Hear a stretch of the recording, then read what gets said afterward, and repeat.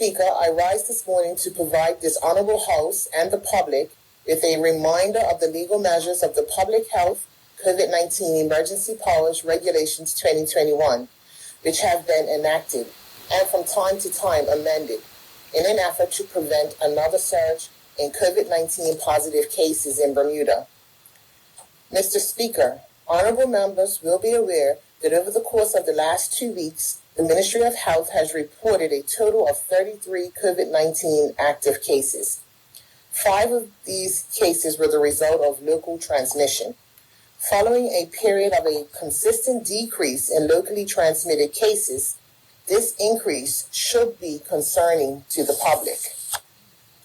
What should also be concerning, Mr. Speaker, are the recent activities that have taken place that are in direct violation of the regulations.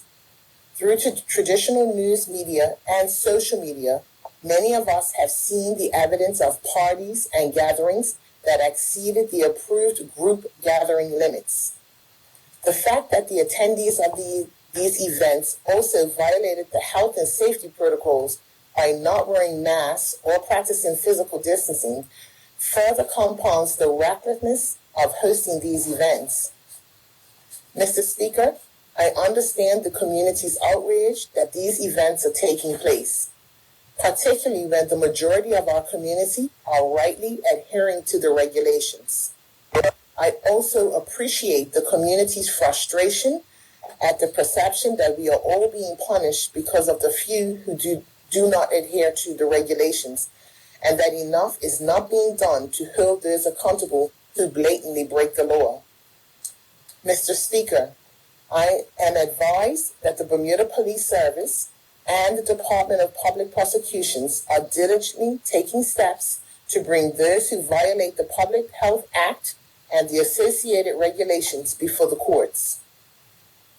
Mr. Speaker, as we continue to navigate through the pandemic, please allow me to set out some reminders of the parameters of the Public Health COVID-19 Emergency Powers Regulations 2021. First and foremost, we remain under nightly curfew from 12 midnight until 5 a.m. There is also a curfew in effect from 8 p.m. until 5 p.m. for recreational boating. Bars and nightclubs are not permitted to be open beyond 11 p.m. and are limited to table service only. Large group gatherings are still limited to 25 persons. For indoor services or ceremonies in a church or other religious establishment, the number of persons who can gather is limited to 25% of the indoor area's full capacity.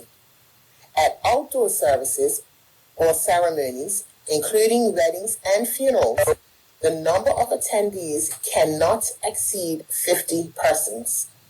More importantly, Mr. Speaker, appropriate physical distancing and the proper wearing of masks covering both the nose and the mouth is required in all public and private spaces. Mr. Speaker, the regulations provide the Bermuda Police Service with a number of enforcement tools. If a contravention of the Public Health COVID-19 Emergency Powers Regulations has occurred on the premises, the police can order a licensed premise to close for a period not exceeding 24 hours. Mr. Speaker, the public is reminded that as outlined in the regulations, the police or any other enforcement officer may stop and question any individual to ensure compliance with the regulations. If any person is found to be in contravention of the regulations or does not satisfy an enforcement officer's request to comply with the regulations, the enforcement officer may take actions to enforce the regulations, including the dispersal of any group of more than 25 persons. If necessary, an enforcement officer may use reasonable force in the exercise of a power under these regulations. It is an offense to resist, obstruct, or assault an enforcement officer who is acting in the execution of their duty under these regulations. Mr. Speaker, a person who fails to comply with any of these regulations commits an offense and is liable to the following: a fine of $6,000 in respect of a first offense. For a second or subsequent offense, a fine of $10,000 or imprisonment for a term not exceeding 3 months or both. In the case of continuing offense, a fine of $1,000 in respect of each day during which the offense is continued.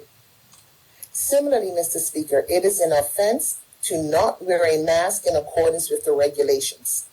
A person who fails to wear a mask when one is required commits an offense and is liable on summary conviction to a fine of $500 for the first offense, a fine of $1,000 for a second or subsequent offense. Mr. Speaker, these regulations are not meant to be punitive. They have been enacted to minimize the impact of COVID-19 with the hope that we will soon be able to safely gather together again. Notwithstanding, the government has included the noted penalties as a deterrent against violating the regulations. Mr. Speaker, I would like to note that yesterday, the Bermuda Police Service submitted 12 files to the Department of Public Prosecutions.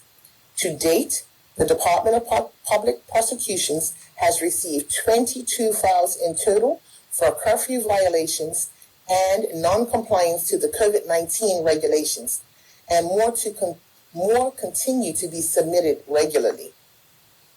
Mr. Speaker, there have been a number of questions regarding the government's fixed penalty legislation. As the Honorable Premier advised at a press conference earlier this week, the Ministry of Health has prepared the framework for legislation that would see fixed penalties apply for a finite set of material breaches of COVID-19 regulations. This legislation is in the drafting stages with the Attorney General's chambers. While it is unlikely that the legislation will be retroactive, the public is again reminded that under the current regulations, people linked to recent parties could be subject to a fine or a conviction. In closing, Mr. Speaker, I would like to say that as a country, we have demonstrated resilience and discipline in navigating this pandemic, and we must remain vigilant. Mr. Speaker, we all know that Good Friday and the Easter holiday is upon us. As a result, the ministry team have received a number of large gathering requests. Please note that a careful review will be done before there can be an approval of any event. During the Good Friday, Easter holiday, and any other holiday especially, I am urging residents to exercise a degree of personal responsibility by making smart and sensible decisions to protect themselves and their families, your friends, and your loved ones.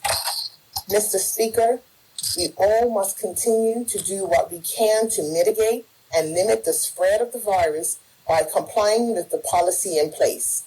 I understand that we are all suffering from the COVID-19 fatigue, but we must remain vigilant. It's up to each of us to keep our families and our friends safe. Please continue to follow the health guidelines. This includes wearing a mask, hand sanitizing, and maintaining the appropriate physical distancing. Thank you, Mr. Speaker.